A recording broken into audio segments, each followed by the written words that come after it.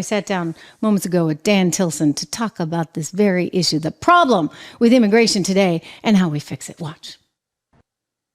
Dan Tillson, Federal Affairs Liaison for Americans for Prosperity. It is so good to have you here. You are the guy we need to talk to right now. So happy to be here. Well, listen, I mean, I'm looking at these numbers. It's crazy. It's not sustainable. Reuters out with a report. 350,000 people just granted asylum because they can't handle the caseload. What has happened? What is going on? This administration is really just setting everyone up for failure. Since January, I've even noticed a huge influx of immigrants right down the road here on Capitol Hill. And anyone can go check on them. No one is doing well. And it just feels like this administration is setting everyone up for poverty and not prosperity. You know, I look at it and let me just get this out there. I'm actually a believer in immigration. I think that immigration is a good thing. You just need to actually know who the heck is here and have some kind of system around it. I think back to Donald Trump when he said, listen, we want a big red carpet. We want to select, however, the people that are coming. And I'm not saying everybody has to have a PhD. Don't get me wrong. You need workers. You need to be strategic, right? And you might say, okay, wait, we're deficient in nurses. Can we go to a country? I'm making this up, but let's head to the Philippines and recruit nurses from the Philippines because this will help American hospitals. I mean, there's got to be some kind of structure around this. And instead, it's just a stampede at the border that our system can't handle and that our communities themselves, Dan, can't handle. Yeah, I think you just described a little bit of what people will call a strategy. And that's something that this administration just doesn't have. They are really trying to sweep things under the rug in the interest of expediting people through. But think about it this way. If you are wanting to come to America, a lot of people do, and you're trying to weigh your options. Do I wait 5 to 10 years for a legal pathway? Or do I just cross the Rio Grande River right now and then not have to face the consequences? Well, there's your answer. You're just going to go ahead and cross Well, people are logical, right? I mean, and they're doing what's best for them. And look, you know, one of the reasons they want to come here, hopefully, is because you can make a life for yourself here. And the values that have made this country so terrific, the meritocracy that it is, the capitalist country, hegemonic power as a result that it is, that's theoretically, hopefully, why people are coming here. And yet that gets destroyed in the process if you have a system that's not ready for it. And that's where we're really, really lacking. I agree with you. This administration doesn't have a strategy in place. I don't think they have the right people. I mean, I look around the mulberry bush here and we get an ex-MSNBC anchor, former governor of Michigan, as head of our energy department. I mean, that's wild to me. We get a social worker and former music major. Nothing against them. I studied music myself, but you know, Manhattan School of Music and Columbia Social Work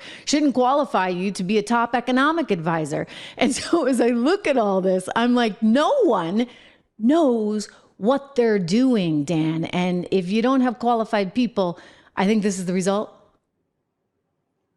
Yeah, we're trying to bring the ideas here at Americans for Prosperity. When I walk down the street here in DC, for the folks that arrived from Venezuela over the past couple months, to their credit, they're at least yelling, I want a job, but you haven't come here the right way. And so unfortunately, you're never going to be able to level up. So what we're trying to do is flip the pyramid so that we are incentivizing people to come here the right way. And here's the reality that I think even Democrats are starting to understand. It starts with border security. If you don't have border security, if you don't have operational control down south, then folks are not going to feel the incentive to come here the right way. It makes all the sense in the world. And by the way, when you don't have those right incentives, I mean, to use sort of the law of unintended consequences that, you know, we talk about a lot in economics, that's actually creating a whole subset of poor outcomes for a lot of the people, right, that are trying to come here, and they get put in harm's way in very dangerous positions because they're incentivized in poor ways. We need a better system. You guys have an idea for a better system. Tell me about it, because it's sort of a 4-pillar approach. By the way, I tell everybody, Go over to americansforprosperity.com. Make sure you sign up because they've got tons of ideas. You can make sure that you sign up at securebordersecureamerica.com. I like that. Securebordersecureamerica.com, and learn more about what we need to do. Push your lawmakers, push your local leaders to be doing the right things, to incentivize people in the right ways. But you've got an idea. I love it because, again, everybody comes on, they complain. We all like Monday morning quarterback, but at AFP, you guys are strategically thinking about ideas. So tell me your idea to fix it, Dan. Thanks, Trish. Yeah, so for one, border reform is very popular across the board with Americans right now. The polls show that folks disagree about whether that's physical infrastructure or constructing a wall. But there are a couple things that Democrats could do right now that shocks me if they don't want to get the political points.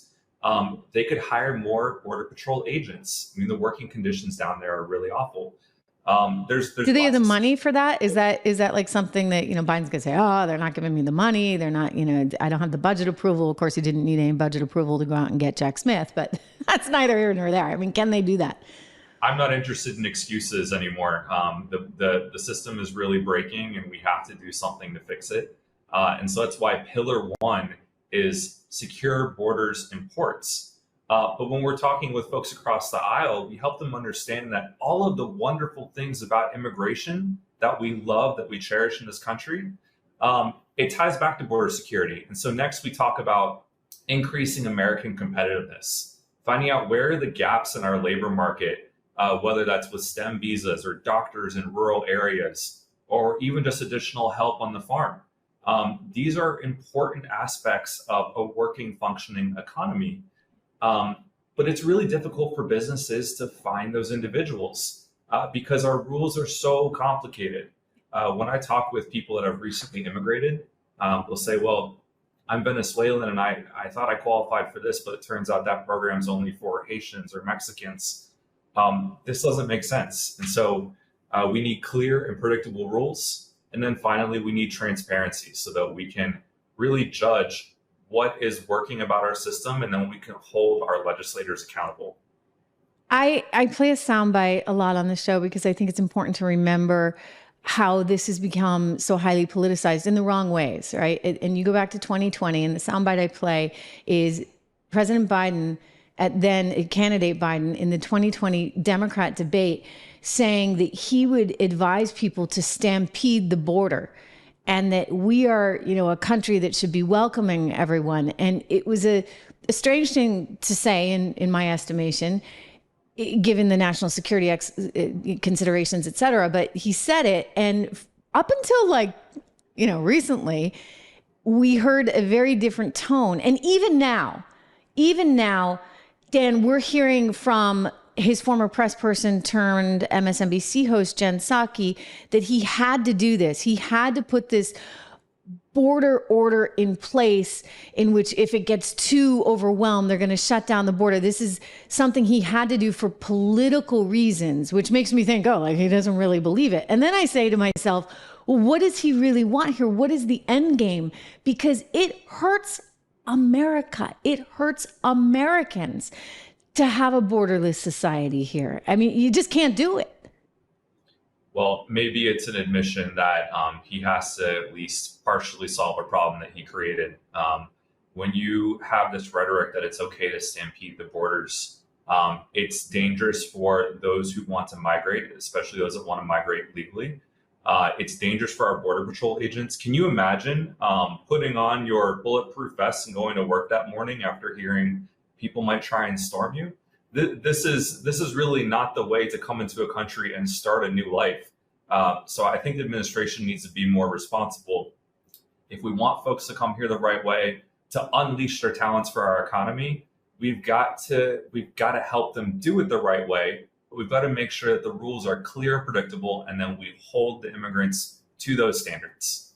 Yeah. The Federal Reserve was out recently saying that they credited the recent growth, which is not much, 1 and change percentage growth. We got a little teeny bit of growth. And they credited actually immigration with that growth, to which I thought, I don't know, look, immigration, yes. if you have people working in the right sort of economic spots, et cetera, can help us. And it's one of the reasons why we need it. However, if you're relying on the stipends given by government to people who are living in hotels for 6 months and getting cell phones, et cetera, I don't think that's the answer. I mean, that's not our future either. I don't know how much the government can afford it. It feels almost fictional, like a money transfer, right? Like the government's giving money to migrants to sustain them for a little bit, and maybe they're buying some stuff, and you're looking and saying, oh, well, now we got a few points, or not even that, on GDP. Yeah, I think, the Democrats have been trying to harp on these very, very marginal successes. And so I like to remind them that a century ago, we had more than twice the number of migrants arrive in New York City than we had today. But they went through Ellis Island, they went through a process, they got certified, and then we decided to do something great with it. We built the subway. Now we're just simply giving handouts and allowing people to stay in a hotel room for 30 days.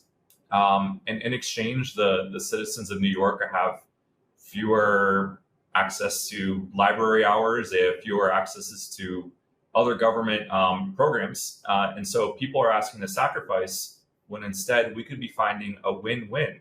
But we have to go back to border security. Like, we've really incentivized people to come here the wrong way, and nothing will get fixed until we have control there. Until we fix that. So big border patrol, secure the borders, be strategic, think about who you need, and create a system. It shouldn't be that hard. I mean, look at the technological advances we have, Dan. It should not be that hard. We ought to be able, use AI if you have to. I don't know, but you ought to be able to figure it out. If we figured it out back in the Ellis Island days, how can we not figure it out now? Yeah, it's just a lack of will. I think there's a sense that this administration just wants to rush as many people into the country as they possibly can. But I got to be honest with you, when I go down the street and see these folks that are just hanging out on the sidewalk begging for jobs, I'm not even sure at this point that they would be Biden voters. Dan, thank you so much. I encourage everybody to go to Secure Border, secureamerica.com. Critical stuff. Dan Tillson, Americans for Prosperity, thank you. Thank you so much. You can get a copy of our 4 Pillars booklet on Secure Border, secureamerica.com. My thanks to Dan Tillson, Secure America, Secure Border, secureamerica.com. Go get yours. Listen, great points there. Shouldn't be that hard, right? You think of the advantages that we have today that we didn't have back in the days of Ellis Island. We ought to be able to get this done. And yet, you know what? There's absolutely no will. And we can debate why that is. Is it the census record? I don't know. But I think ultimately it's a very bad thing for America to just open up the floodgate like that. We can't handle it, right? We just can't, Joe. And people are recognizing this more and more and more.